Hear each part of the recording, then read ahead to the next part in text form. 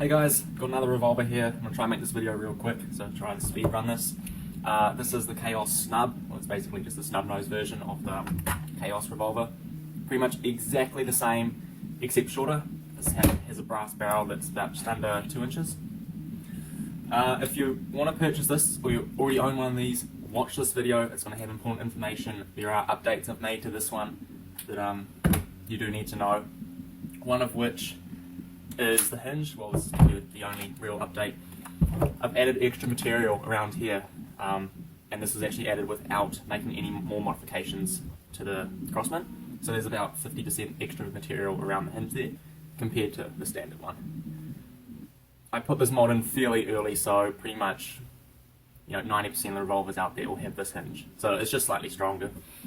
Another thing which I've added to the info sheet that I send out with these now is don't flick them closed.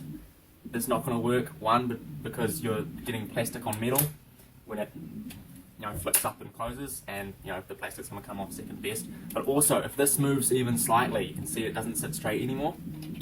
So it only sits straight when it's all the way in, and if you flick it up and this comes up slightly faster, it's going to jam, and then that's going to break the hinge. So, fairly self-explanatory. Next, differences. Basically, the only difference is the velocity.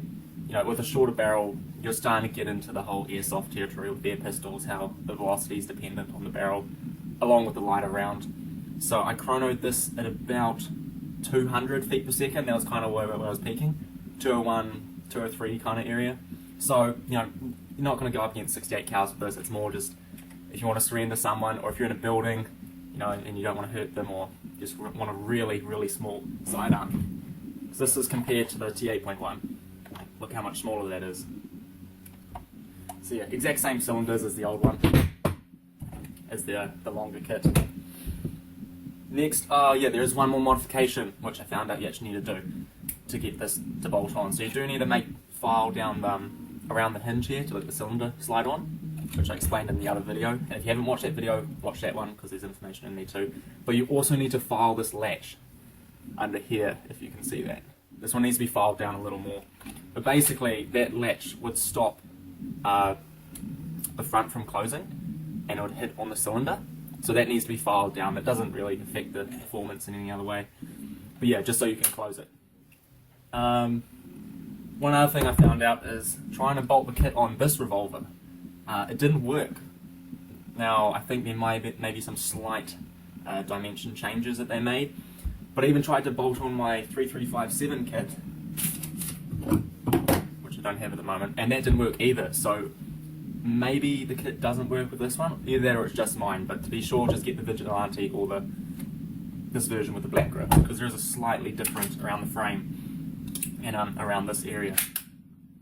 But yeah, another thing I did, which I don't know, people might find interesting, is I actually removed the rubber on this one because it was so old it was basically destroyed, and I replaced it with a little 3D printed little holder for a spring, and so there's actually a spring in there now. So that is a mod you guys can do. I need a stronger spring for it to work properly, but there you go, that works. And this used to just flop down before. Another thing to increase performance, this spring here, I noticed on this one it's quite tough to push the little bolt down. This needs to be quite soft. This will help the cylinder rotate. All the other ones were fine, it was just this version for some reason. There was a velocity improvement that I made. I'll cut into another video showing you exactly how it was. Okay, for the velocity mod, as I mentioned, hopefully you guys can see this. All you'll need is a pen, something like this, or the inside of the pen, and some scissors. So basically, if we can get the lighting to show up, you see that white thing just behind the hammer? That's actually the end of this, or one of these, cut and then put over the spring, so it just spaces it out a tiny little bit, and so that's pretty much how you increase the velocity. Slightly. I mean, you can get a bigger one and do that, but I mean, I just did this to test it out. But yeah, so that's the only known, or that I know of, way to improve the velocity on these Crosman pistols. Now, that being said, I did actually get some decent paint to test this with, some really good paint actually, just really solid stuff. I think it was Meteor 50 cals, which was great. that up the velocity, plus this velocity mod. I chronoed this at 325 feet per second with a 50 cal round, which is nuts considering I only got up to about 250 before with the other paint in the testing video. But yeah, so with a short barrel, where do I put it here? It's getting about 200. With this, I peaked at about 325, and then I got shots around 280, 270 after that. Because yeah, 300 was just off the first shot of the CO2, so obviously that was going to be shooting hot. But yeah, it did go up, as I said, 280, 270. And then tapering off. I was able to get, I think, 6 cylinders off all above 200 feet per second. So, you know, for a close quarter weapon and marker and CQB combat, that's fine.